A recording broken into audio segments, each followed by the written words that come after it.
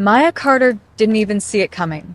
The strawberry milkshake exploded across her chest. The laughter ripped through the diner like knives. And Cassandra Harlo, 22, spoiled heiress, held up her phone and filmed the whole thing. The room went dead silent. Maya stood frozen, humiliation crawling up her throat while the red leather booths filled with whispers. And from the shadowed corner booth, a man with long dark hair and a gray suit rose to his full, towering height. No one moved. No one dared breathe because everyone in Ruby's diner knew exactly who he was. Kael, the Alpha King.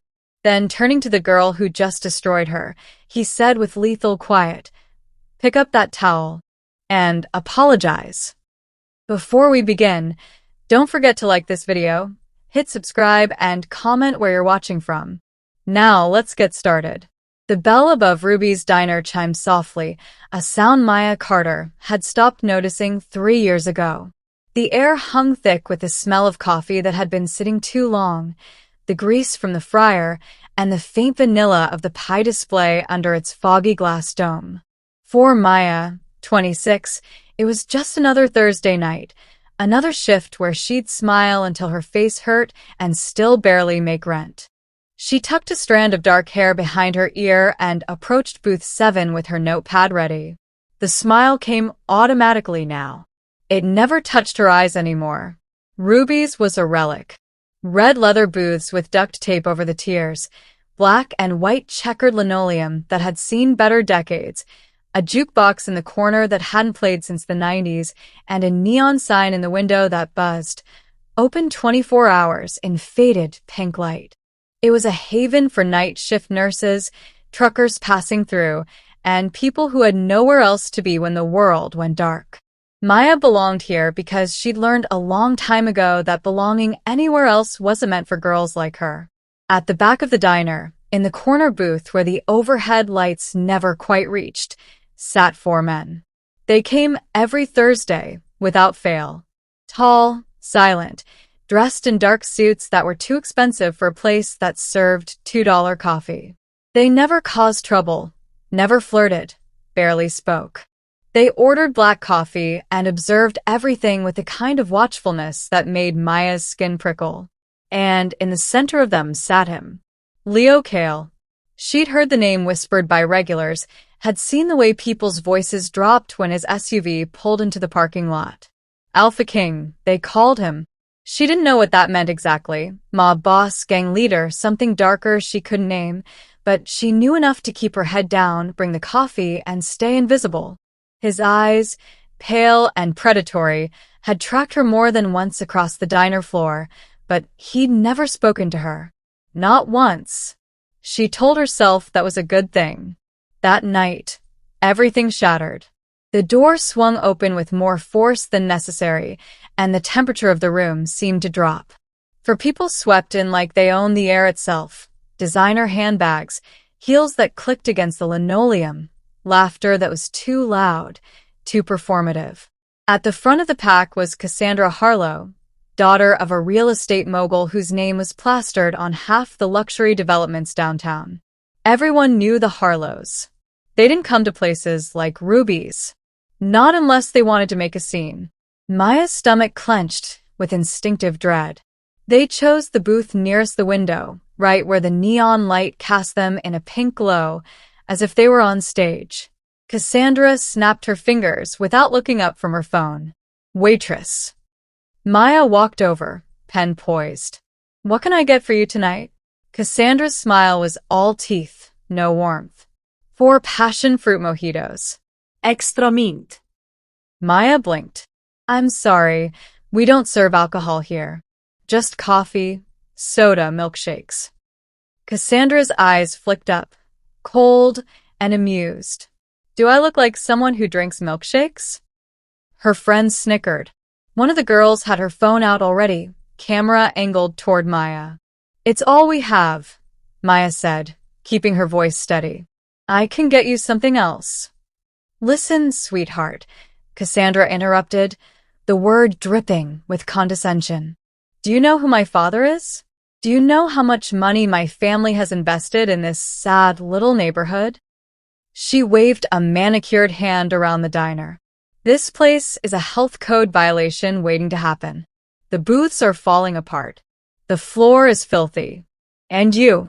Her gaze dragged up and down Maya's uniform, the stained apron, the scuffed shoes.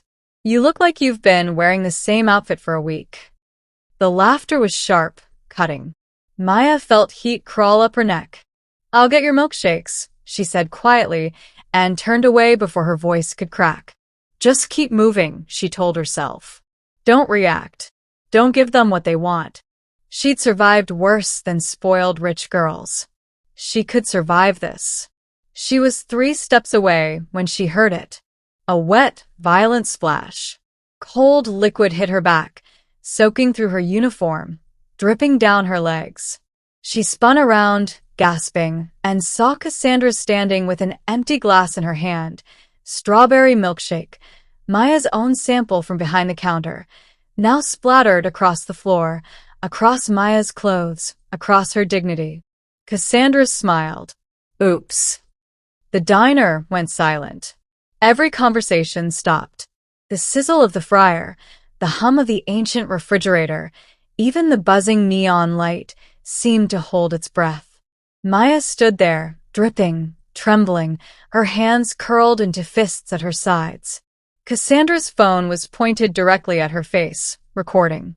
Say something, Cassandra taunted, her voice sugary sweet. Go on. Tell me how I'm a terrible person. Give the internet a show. Her friends laughed, but it was nervous now, uncertain. A few people at nearby tables shifted uncomfortably, but no one spoke. No one moved. Maya's throat burned. She wanted to scream. She wanted to vanish. She wanted to be anywhere but here, soaked in humiliation while a stranger filmed her breaking. And then she heard it. The scrape of a chair against linoleum. Low, deliberate, final. From the shadowed corner booth, Kael rose. He didn't hurry. He moved like a predator who knew his prey had nowhere to run, each step measured and certain. The 4 men with him stayed seated, but their eyes tracked Cassandra and her friends with cold precision. They didn't need to move. Their stillness was a threat all on its own. The whispers started immediately. Low. Frantic. Oh my God. That's Kael. They're dead. They don't even know. Maya couldn't breathe. She'd never been this close to him before. He was taller than she'd realized, broad-shouldered and commanding, with long dark hair that framed a face carved from stone and fury. But it was his eyes that pinned her in place, pale, intense, and filled with something she couldn't name. Something possessive. He stopped beside her. For a long moment he said nothing. He simply looked at her, at the milkshake dripping from her hair, at the way her hands shook, at the shame written across her face. His jaw clenched once, hard enough that she could see the muscle jump. Then he reached past her the counter and picked up a clean towel. Look at me, he said. His voice was low, quiet, but it carried absolute authority. Maya obeyed before she could think. Her breath hitched as he stepped closer, lifting her chin with one hand while he gently wiped the sticky liquid from her cheek, her neck, her collarbone. The touch was careful, almost reverent. As if she mattered. As if she was worth protecting. The diner was silent enough to hear a pin drop. When he finished, Leo turned and placed the soiled towel on Cassandra's table. He leaned down, his voice dropping to a lethal whisper that somehow filled the entire room. Pick up that towel. And apologize. Cassandra's face went white. Excuse me? Leo didn't repeat himself. He simply stared at her, unblinking, and the temperature plummeted. One of Cassandra's friends grabbed her arm. Cass, just do it. That's Kael. Just do it. Cassandra's hand trembled as she reached for the towel. I'm sorry. Louder, Leo said. And look at her when you say it. Cassandra's voice cracked. I'm sorry. I'm so sorry. Leo straightened. Now get out of my city. They didn't argue. They scrambled out of the booth, knocking into chairs, leaving half-finished drinks and their dignity behind. The door slammed shut behind them, the bell above it giving a weak, pathetic jingle. The silence that followed was deafening. Leo turned back to Maya. The sharpness in his expression softened, just slightly, but his eyes still burned with something fierce and unrelenting. "Are you all right?" he asked. Maya's voice came out as barely a whisper. I think so." He nodded once, then leaned closer, his voice dropping so only she could hear. "No one touches you again. Ever." It wasn't a promise. It wasn't a request. It was a vow. A law. And the way he said it, with absolute, terrifying certainty, sent a shiver down her spine that had nothing to do with the cold milkshake still clinging to her skin. He walked back to his booth, placed $500 bills on the table, and left without another word. His men followed in perfect, silent formation. The black SUV outside purred to life and disappeared into the night. And Maya Carter stood there, dripping and trembling, knowing that her life had just changed forever. Maya couldn't move. Her legs had turned to stone, her lungs refusing to pull in air. The diner remained frozen in the aftermath of Kael's departure, every patron staring at her like she'd just survived something they couldn't name. The cook had stopped mid-flip. The couple in booth 3 clutched their coffee cups like lifelines. Even Ruby herself, the 60-year-old owner who'd seen everything in 40 years of running this place, stood behind the register with her mouth slightly open. Maya's uniform clung to her skin, sticky and cold. She could still feel the ghost of Leo's fingers under her chin, the careful pressure, the way he'd looked at her like she was something precious that had been violated. Her cheek burned where he'd touched her, not from the milkshake, but from something else entirely. Something that felt dangerously close to being seen. "Maya, honey." Ruby's voice finally broke the silence. "Go home. Take tomorrow off. I'll cover your shift." "I'm fine," Maya heard herself say, though her voice sounded far away. "I can work." "You're soaked through, girl. And you're shaking." Ruby came around the counter, her weathered face creased with worry. "That man just—" She stopped, lowered her voice. "Kael doesn't involve himself in things. Not for anyone. Do you understand what that means?" Maya didn't. She couldn't think past the ringing in her ears, past the memory of his voice dropping low and possessive. "No one touches you again. Ever." She nodded anyway, untying her apron with numb fingers. Her hands wouldn't stop trembling. Ruby pressed 2 20s into her palm. "Take a cab. Don't walk." The night air hit her like a slap when she stepped outside. The parking lot was nearly empty, just a few scattered cars under the flickering streetlights. Maya wrapped her arms around herself and started toward the bus stop, her shoes squelching with every step. She'd shower at home, scrub the strawberry smell from her skin, and try to forget the way the entire diner had watched her humiliation play out in real time. She'd made it halfway across the lot when she heard it. The low purr of an engine. Headlights swept across the pavement, and a black SUV rolled to a stop directly in her path. Maya's heart kicked into her throat. The back door opened. Kael sat in the shadows of the interior, his pale eyes catching the streetlight. He didn't smile, didn't move, just watched her with that same unreadable intensity that made her feel stripped bare. "Get in," he said. It wasn't a question. It wasn't even a command. It was a foregone conclusion, as if her compliance had already been decided. "I'm fine," Maya said, hating how small her voice sounded.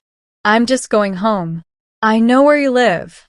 His tone was matter-of-fact, not threatening, but somehow that made it worse. "Morningside Apartments.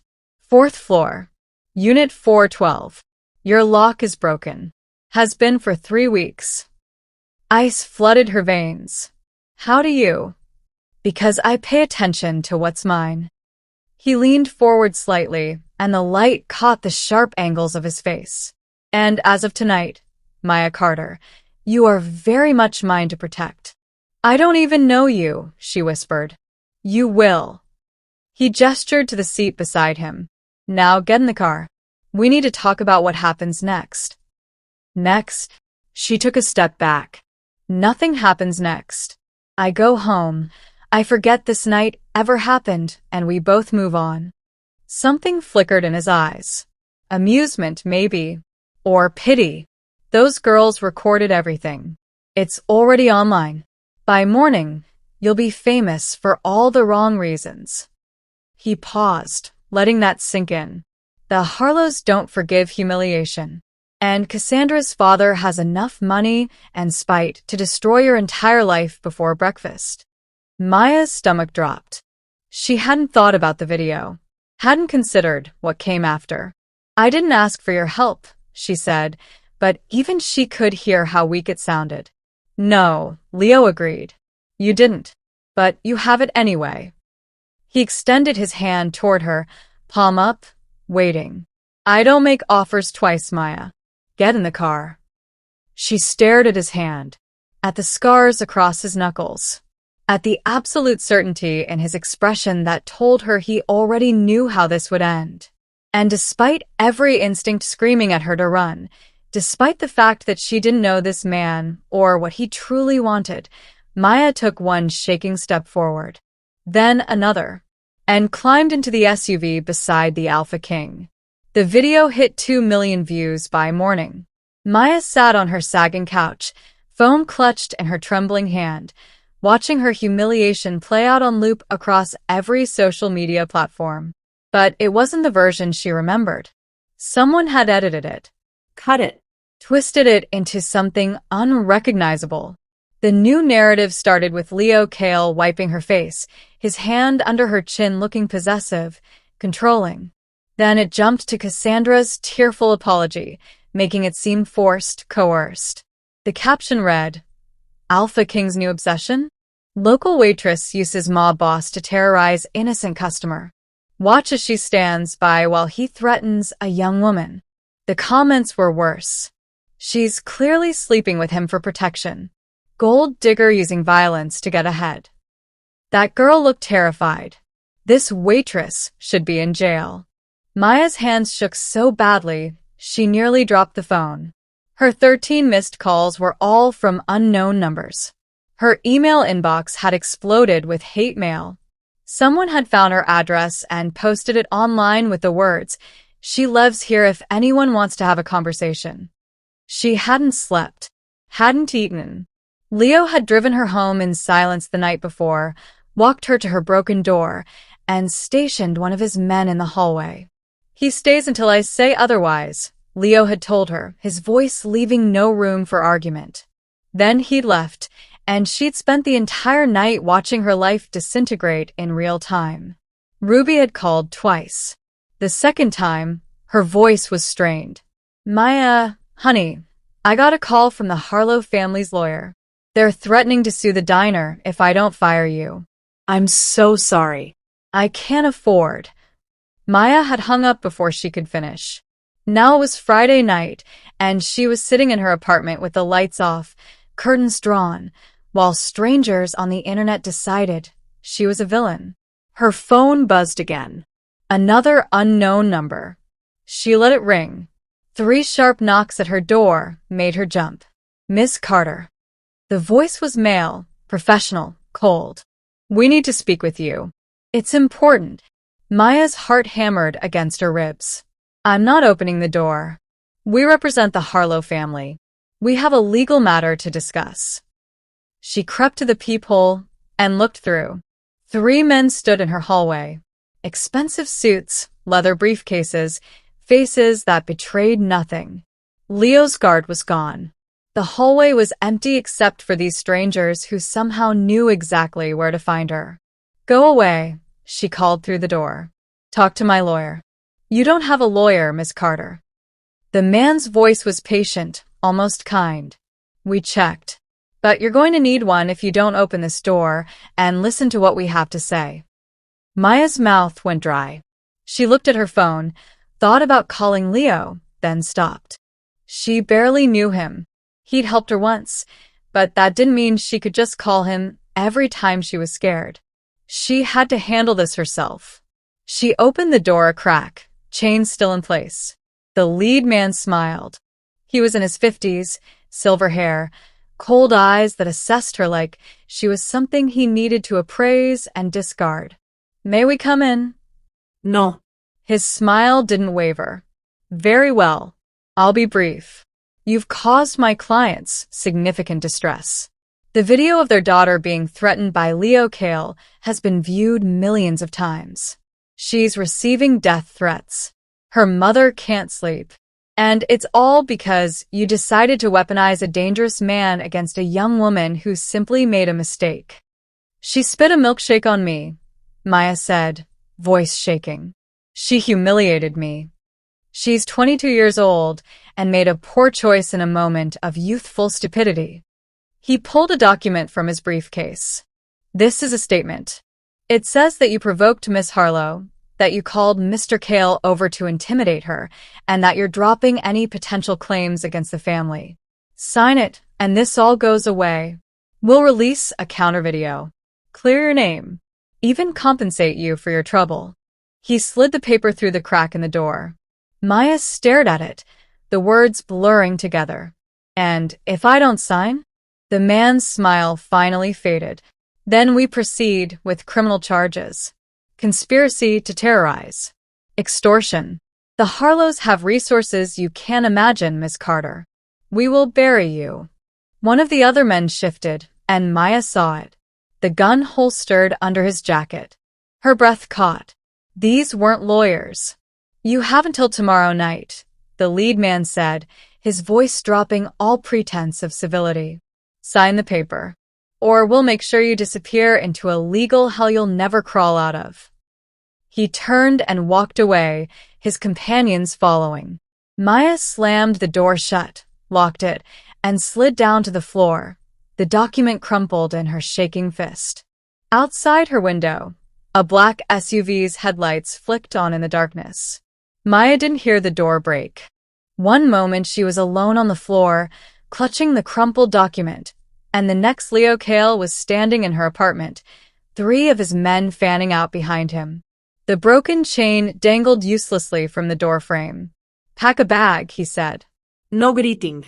No explanation. Just a command delivered in that low, certain voice that made her spine straighten involuntarily. Maya scrambled to her feet. "How did you? The men who just threatened you are in the stairwell." Leo's pale eyes swept across her studio apartment, taking in the peeling paint, the ancient radiator, the mattress on the floor. His jaw tightened. "They won't be bothering you again." "What did you do?" Her voice came out sharper than she intended. "Did you hurt them?" "Not yet." He moved closer, and she caught the scent of expensive cologne and something darker, something dangerous. "But I will if they come back." Which they won't, because they're currently being shown very clear evidence of what happens to men who threaten what's mine. That word again. Mine. Like she was a possession he'd claimed without her consent. "I'm not yours," Maya said, trying to sound firm despite the way her heart was hammering. "You helped me." I'm grateful. "But that doesn't mean you get to just." They had a gun. Leo cut her off, his voice dropping to something lethal. "Did you see it? The one under the jacket of the man on the left." She had. She'd been trying not to think about it. They were going to take you somewhere quiet tonight and make you sign that paper. And if you still refused... He stepped closer, close enough that she had to tilt her head back to meet his eyes. They were going to make sure you couldn't refuse anything ever again. Ice flooded her veins. "You don't know that." "Yes, I do." His hand came up, and she flinched before she could stop herself. He froze, something painful flickering across his face, then carefully, slowly, brushed a strand of hair behind her ear. "Because I've seen it before. Rich families who think money puts them above consequences. People who hurt the vulnerable because they can. I've spent 15 years making sure they learn otherwise. Why? The question escaped before she could stop it. Why do you care? Leo's expression shifted, became something raw and honest. Because someone should have protected my sister when she was 17 and scared, and no one did. His fingers lingered against her cheek. So now I protect the ones who can't protect themselves.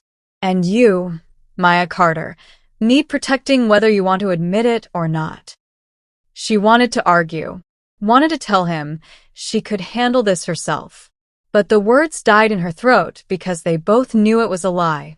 Pack a bag, he said again, gentler this time. You're staying with me. I have a job, had a job. I have rent due. I can't just leave. Your rent is paid through the end of the year. Your landlord has been compensated for the door. He gestured to one of his men, who placed a black duffel bag on her counter. Pack what matters. Everything else will be replaced. Maya's head spun. You can't just decide this. I'm not some damsel you get to rescue and lock away. You're right. Leo's voice was calm, absolute. You're not a damsel. You're a woman who's been targeted by people with infinite resources and no conscience. And you have two choices. Come with me to a place where you'll be safe, fed, and given time to figure out your next move. Or stay here and wait for them to come back. He paused, letting the weight of that sink in. That's not a threat from me, Maya. That's reality. She looked at her apartment, at the life she'd scraped together through sheer stubbornness and endless shifts, at the crumpled paper on the floor that represented everything she was about to lose. How long? She whispered. As long as it takes to end this. And then, something fierce and possessive burned in his eyes. Then you decide if you want to stay. It wasn't a romantic declaration. It was something more primal, more honest. A promise wrapped in a threat wrapped in protection she hadn't asked for, but desperately needed. Maya grabbed the duffel bag. Her hands shook as she threw in clothes, toiletries, the photo of her mother she kept by the bed. Leo watched in silence, his presence filling the small space until she could barely breathe. When she zipped the bag closed, he took it from her without a word. His hand found the small of her back, warm and solid, guiding her toward the door. You are mine to protect, he said as they stepped into the hallway. That is not a request, Maya. That is a vow. And despite every instinct screaming that she was walking into a cage, she followed him into the darkness. The Alpha compound was nothing like Maya had imagined. She'd expected something cold and institutional, all concrete and steel. Instead, Leo's estate sprawled across 10 acres of manicured grounds, a modern fortress disguised as luxury. Floor-to-ceiling windows overlooked the city lights. Her room was twice the size of her entire apartment, with a bed that felt like sleeping on clouds and a bathroom with heated floors. She'd been there 3 days when the media war began in earnest. Maya sat in the vast living room, watching her face appear on the morning news. The anchor's expression was grave, concerned, as damning footage played on screen.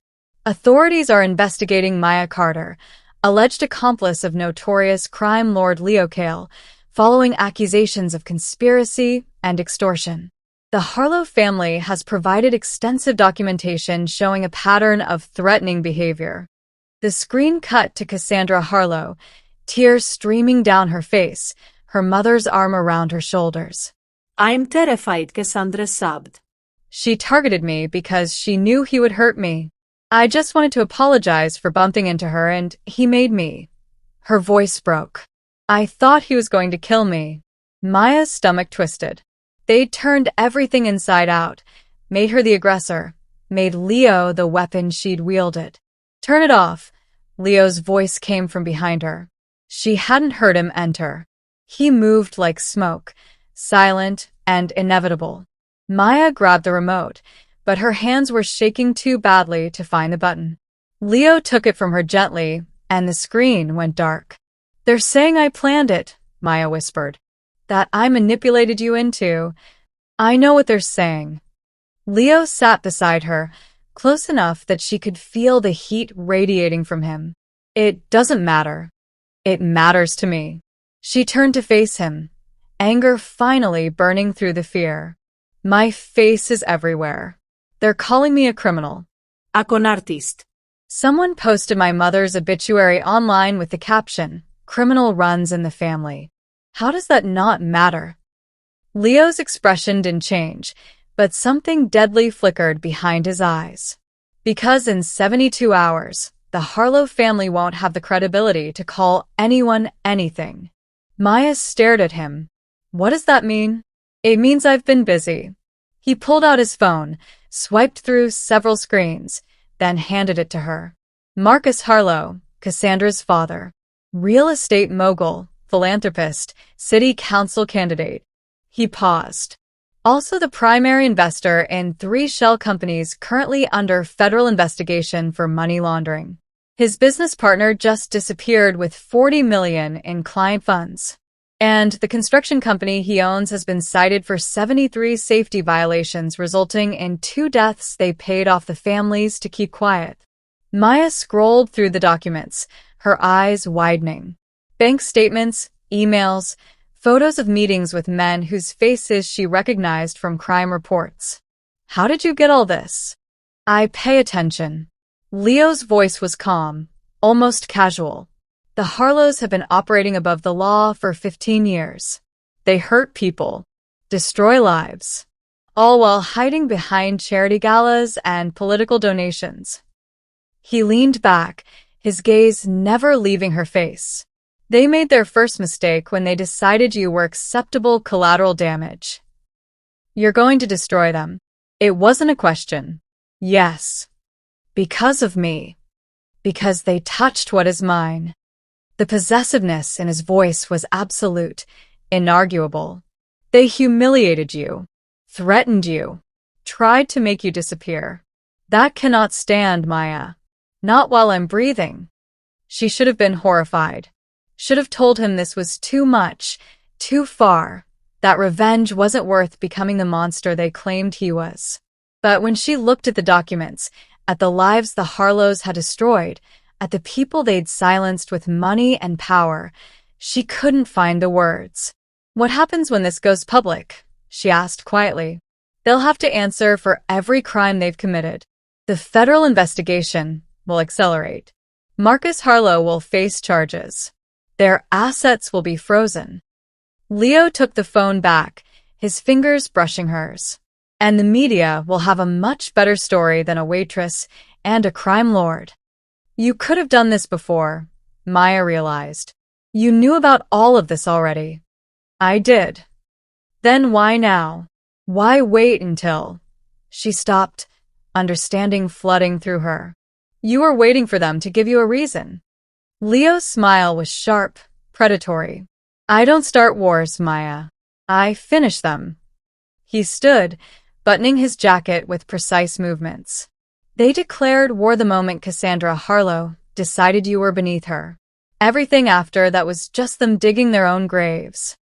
He moved toward his office, then paused at the doorway. You should know something. I'm not a good man. I've done things that would make you run if you knew the details. But I protect what's mine with everything I have. And you. His pale eyes locked onto hers with terrifying intensity. You are mine now. Which means anyone who tries to hurt you has signed their own death warrant. The door closed behind him with a soft click. Maya sat in the silence, heart pounding, unsure if she should be grateful or terrified that the most dangerous man she'd ever met had decided she was worth protecting. The alarm system woke her at 2 a.m. Not the blaring kind that signaled fire or intruders, but a subtle chime from the panel by her door that meant someone had breached the outer gate. Maya sat up in the massive bed, heart already racing, and grabbed her phone. Before she could call Leo, her bedroom door opened. One of Leo's guards stood there, expression grim. Stay here. Lock the door behind me. What's happening? Someone's asking for you at the gate. Says his name is Derek Moss. Says he's your fiancé. The name hit her like a fist to the stomach. Derek. 3 years ago. 6 months of escalating control that ended with her fleeing in the middle of the night with nothing but the clothes on her back. She'd changed her number, moved twice, worked cash jobs to stay off the grid. She thought she'd finally escaped him. I'm not engaged, Maya whispered. I was never engaged. We know what he is. The guard's voice was flat. The alpha is handling it. Stay here. He left. Maya didn't lock the door. Instead, she grabbed a sweatshirt and followed, her bare feet silent on the cold marble floors. She could hear voices echoing from the front entrance, one of them achingly familiar, syrupy with false concern. I just want to make sure she's okay. Her mother would want me to check on her. Maya's not well, you understand. She gets confused, makes up stories. Maya's hands curled into fists. That voice.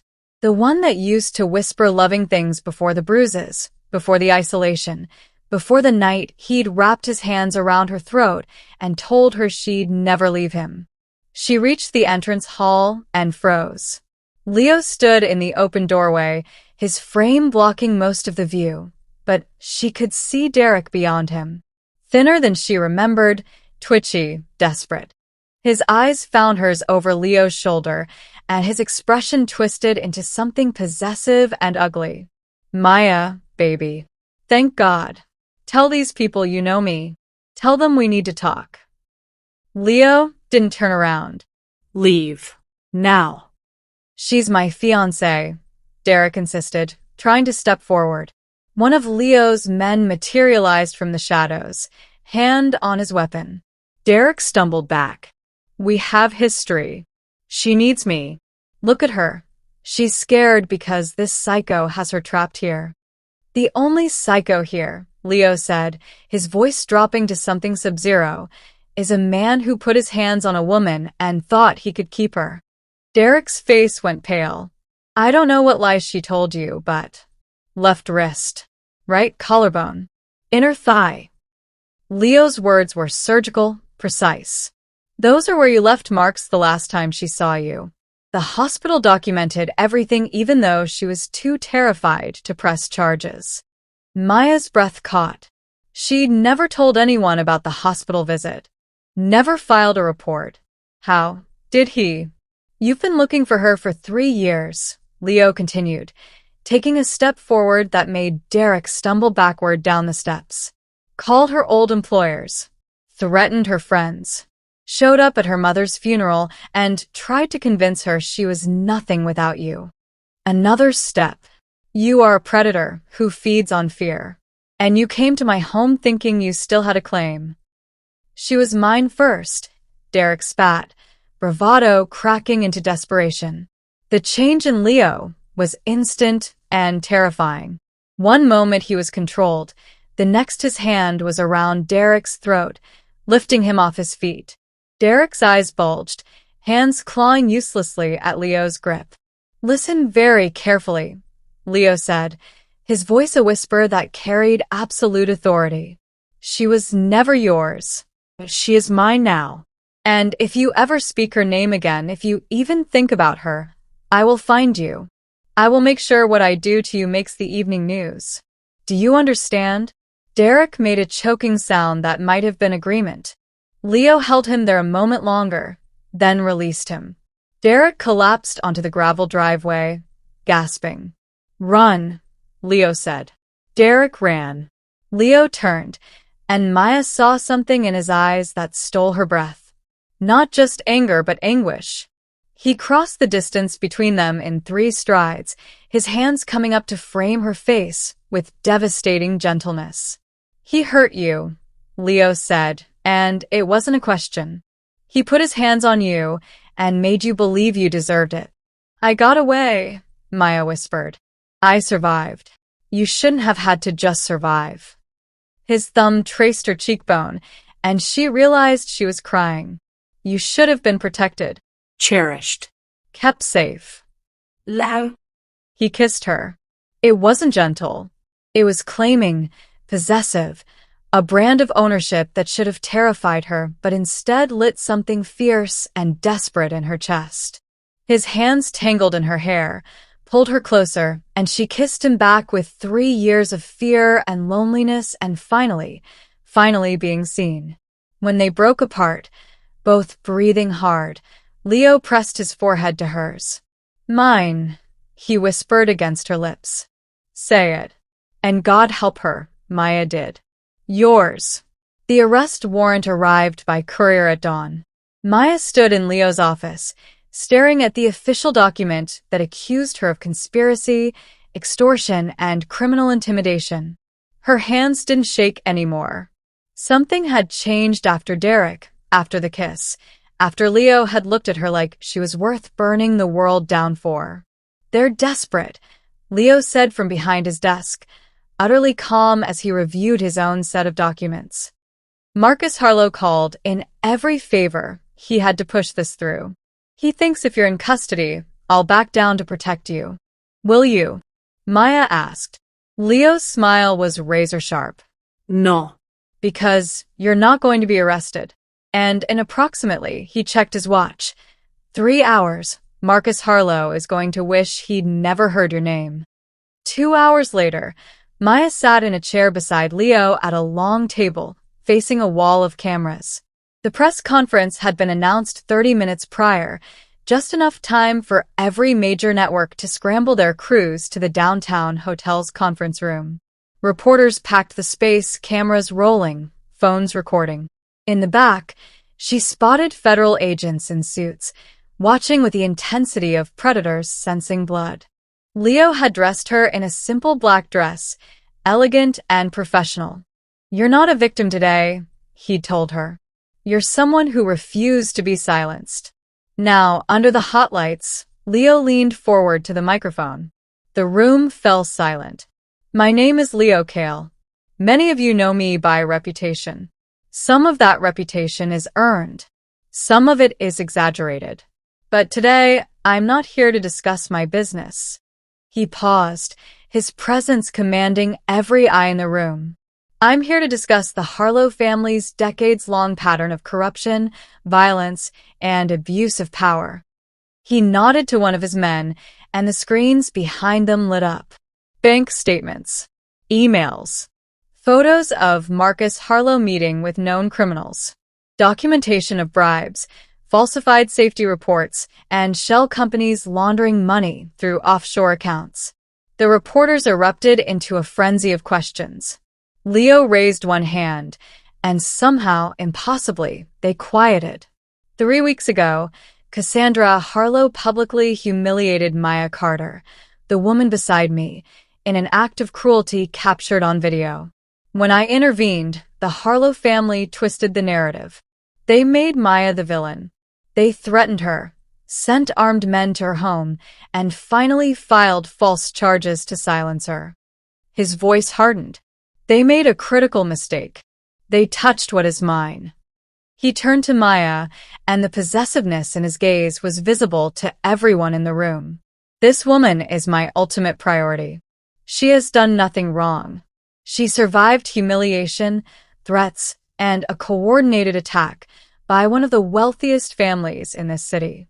And she's still standing." Leo looked back at the cameras, and his next words were delivered with absolute certainty. "Let me be very clear to the Harlos and anyone else considering similar action. Harm her, threaten her, even speak her name with anything less than respect, and I will destroy your world. I have the resources. I have the evidence. And I have the will." The room exploded with questions, but Leo gestured to Maya. "She has something to say." Maya's heart hammered as she leaned toward the microphone. Every camera focused on her face. Millions of people watching. This was her moment to disappear or to be seen.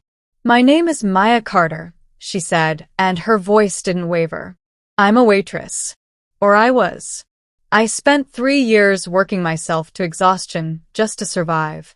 And one night, someone decided that because I was poor, because I was nobody, she could humiliate me for entertainment." She paused, gathering strength from Leo's steady presence beside her. I didn't ask Leo Kael to protect me. I didn't manipulate him or conspire with him. He saw someone being hurt, and he stopped it. That's the truth. She looked directly into the center camera. The Harlos want me to disappear because I'm an inconvenient reminder that they're not untouchable. But I'm not disappearing. Not anymore. The press conference dissolved into chaos. Reporters shouted questions. Federal agents moved toward the exits, already on their phones. On the screens, more evidence rolled. Testimony from workers Marcus Harlo had silenced, families he'd paid off, corruption that reached into City Hall. By evening, Marcus Harlo was in federal custody. The family's assets were frozen. Cassandra's tearful interviews were being dissected frame by frame, her lies exposed. The narrative had flipped completely. Maya stood at the window of Leo's penthouse, watching the city lights, when his arms wrapped around her from behind. "It's over," he said against her hair. She leaned back into him, feeling safe for the first time in years. "What happens now?" Now. His lips brushed her temple. "Now you decide what kind of life you want. With me, if you'll have it." Maya turned in his arms, meeting those pale, fierce eyes that had seen her when she was invisible. "I already decided," she whispered. "I'm yours." His kiss was a promise, a vow, a claiming that she gave willingly. The Alpha King had found his mate, and she had found her freedom. 3 weeks later, Leo pulled the black SUV into the parking lot of Ruby's diner.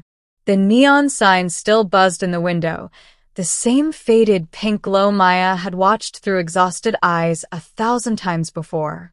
But everything was different now. Maya stared at the familiar building, emotion tightening her throat. "Why are we here?" "Because you never got to say goodbye properly." Leo turned off the engine, his hand finding hers across the console. "And because I want everyone to see that you're not hiding. Not from anyone. Not anymore." She hadn't been back since the night Cassandra spilled the milkshake. Ruby had called last week, told her the diner had been flooded with customers after the press conference, everyone wanting to sit in the booth where it happened. Ruby had offered Maya her job back with double the pay, but Maya had gently declined. Her life had moved in a different direction. Leo came around and opened her door, his hand settling possessively on her lower back as they walked toward the entrance. The bell above the door chimed, and conversation stopped. Every head turned. Maya recognized most of the faces, regulars who'd witnessed her humiliation, who'd sat silent while Cassandra laughed. Now they stared at her in her designer dress, diamonds at her throat, walking beside Leo Kael like she belonged there. Ruby emerged from behind the counter, eyes bright with tears. "Maya, honey." She pulled her into a fierce hug. "Look at you." "I'm sorry I didn't come back sooner," Maya whispered. "Don't you dare apologize." Ruby pulled back, holding her at arm's length. "You survived something terrible, and you came out the other side stronger. That's all that matters." Her gaze flicked to Leo with a mixture of respect and wariness. "And you've got yourself one hell of a protector." Leo inclined his head slightly. "She deserves nothing less." They slid into the corner booth, the same one where Leo and his men used to sit in shadow. Maya ran her hand over the worn red leather, remembering how she used to refill their coffee cups with trembling hands, always aware of their dangerous presence.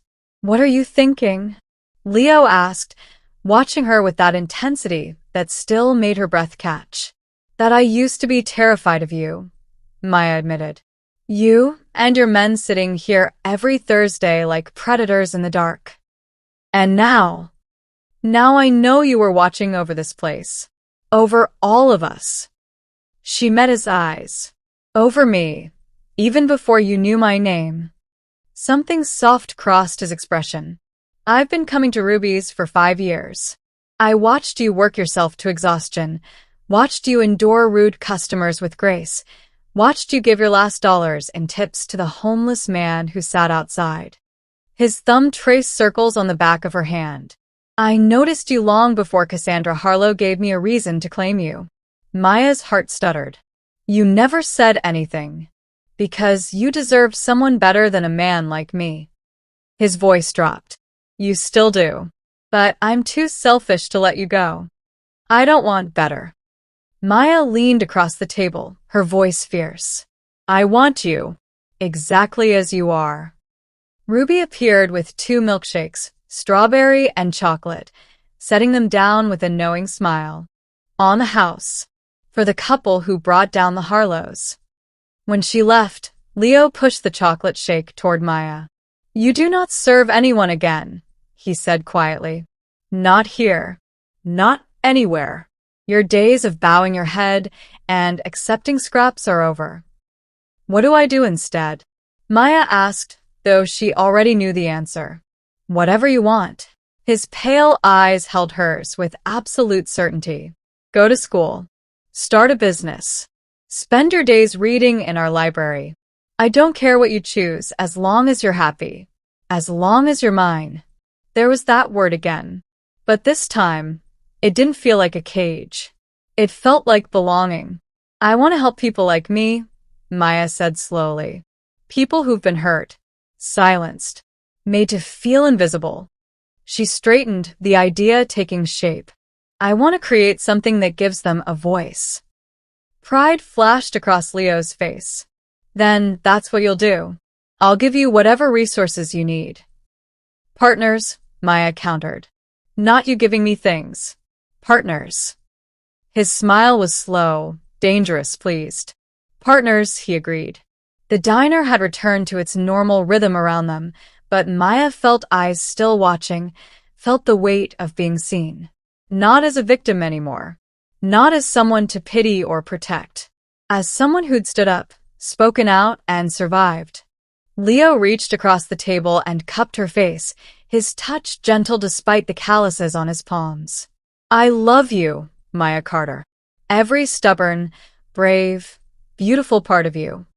The words should have terrified her. Instead, they felt like coming home. I love you too, she whispered. My alpha king. He kissed her there in the booth, tender and claiming and permanent. A promise that she was his and he was hers, and nothing would ever make her invisible again. Outside, the neon sign buzzed on, casting its pink glow over a diner where a waitress had once served in silence, and where a woman now sat, loved and free and finally whole. If you enjoy this story, don't forget to like the video, subscribe, and drop a comment. Your support means everything.